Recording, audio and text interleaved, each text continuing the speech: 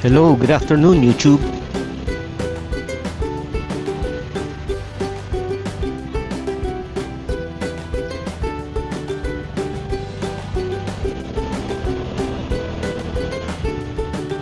Punta lang tayong Fatima Antipolo.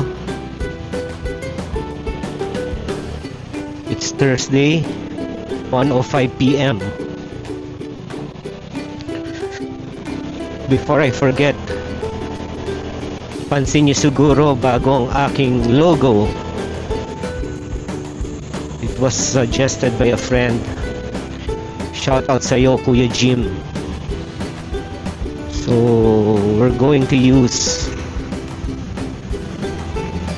a new logo from now on.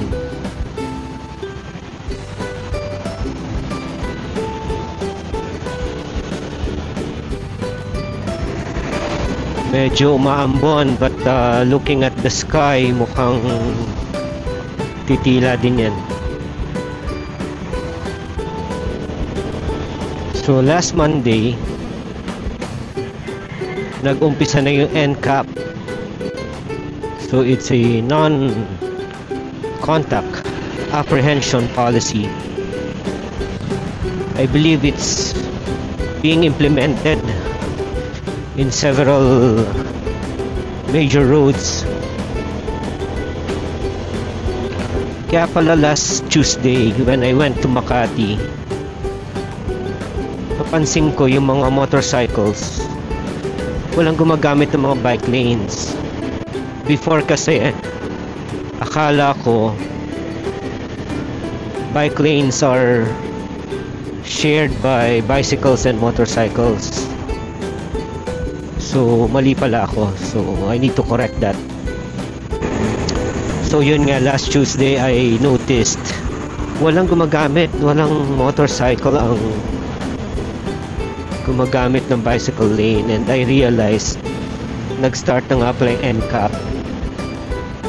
So even along Shaw Boulevard, napansin ko yon. Now it's my first time to go to Antipolo. I'll be passing through Marcos Highway so let's see kung anong effect nung NCAP sa kahabaan ng Marcos Highway. I'm thinking all motorcycles are using the blue lane, kagaya nun sa Commonwealth Avenue. Kikita ko sa news pila-pila yung motorcycle sa blue lane. Well, wala tayong magagawa. Yan ang policy yan ang dapat sundin. So let's see. Ang kailangan lang naman kasi is maging disiplinado lahat, not only the motorcycle riders, lahat naman, pati yung driver ng four wheels dapat maging disiplinado.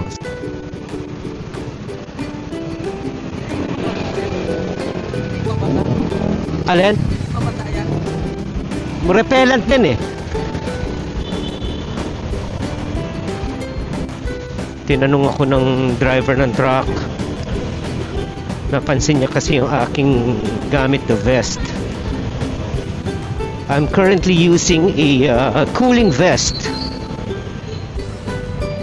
Shout out sa iyo, Dr. Francis, ang aking #1 budolero. Shopee finds ito. It's a cooling vest. May dalawang electric fan on the side. And it's my first time using it. Sana mag-work siya. So far okay naman. When we went down sa basement 4 parking, medyo comfortable kasi may konting hangin. Unlike before, nag-ready ka pa lang mag-ride, nainitan ka na. Tamang-tama ito if ever mang traffic sa blue lane, may panlaban tayo sa init.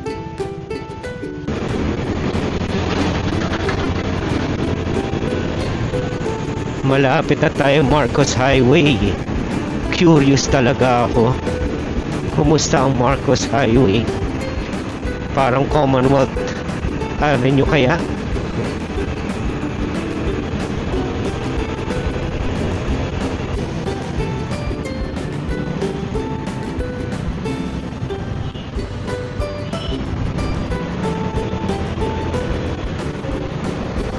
So, nasaan bang? May blue lane ba dito? Parang wala naman ako nakikitang blue lane pala.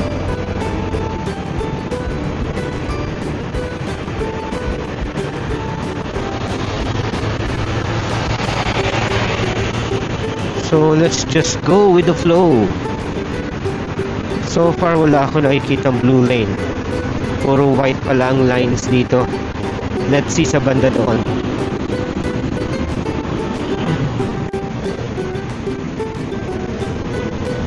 Blue lane? Wala. No blue lane. Sa C5 ba meron? Hindi ko alam eh.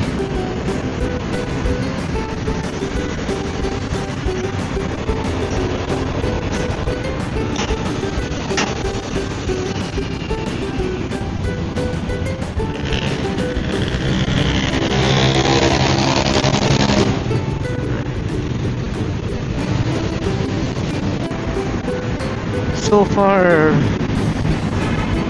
same lang ang biyahe ko to Fatima Antipolo. Walang changes. Whether may NCAP or wala. Siguro what I will do is I will not use the bike lane anymore. Unless may bagong rule na naman na both bicycles and motorcycles can share that lane. Basta sa ngayon, I will not use the bicycle lanes. Usual biyahe ko lang ang gagawin ko. Doble ingat and defensive riding.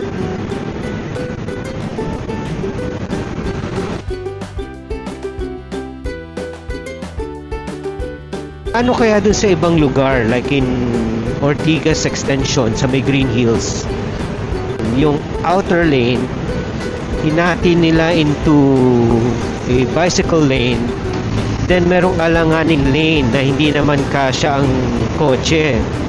Is that considered a motorcycle lane? Pero ginagamit din siya ng 4 wheels. I'm just wondering kung paano kaya yung mga ganong situation.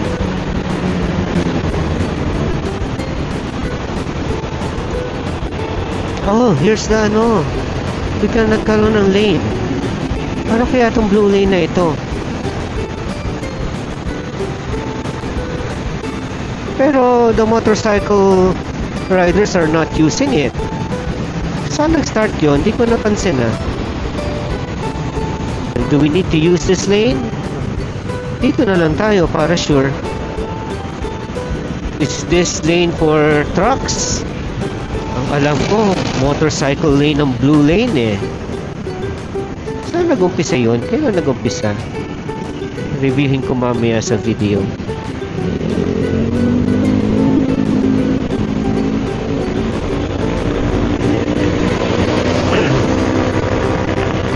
Yan o. Oh, motorcycle lane nga. Yan o. I need to see. I need to check. Buong Marcos Highway ba ito or certain portions lang? Kanina walang blue lane eh. I need to check. Nako, baka naman naispatan na ako ng NCAP niyan. Sorry po. Sorry na.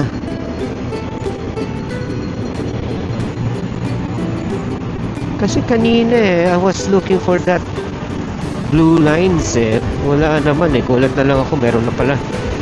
So, third lane. So, third lane siya. It's the motorcycle lane. I guess pati sa C5 ganon.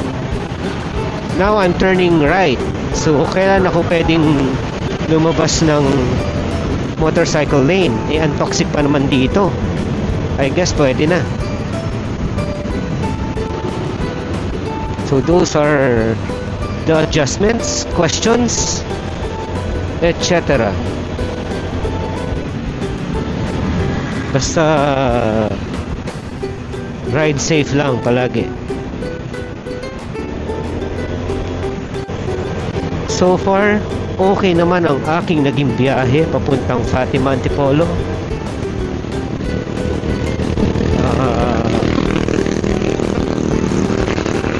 Yung ini-expect kong sobrang traffic sa blue lane, wala naman. May parts na wala ako nakitang blue lane, may parts na merong blue lane pero hindi naman traffic, unlike yung nakikita ko sa Commonwealth Avenue. It's a sunny afternoon. Medyo maambon kanina pero huminto. Dito sa Antipolo, it's dry, mainit, but I'm using my cooling vest. I can feel the air sa aking tagiliran going up sa axilla. Pag nakahinto ako, I can feel the air passing through my neck. Lumalabas siya sa my collar area. So, sabi nga ni Dr. Francis, sulit daw itong cooling vest na to. So, I'm near Fatima Antipolo na.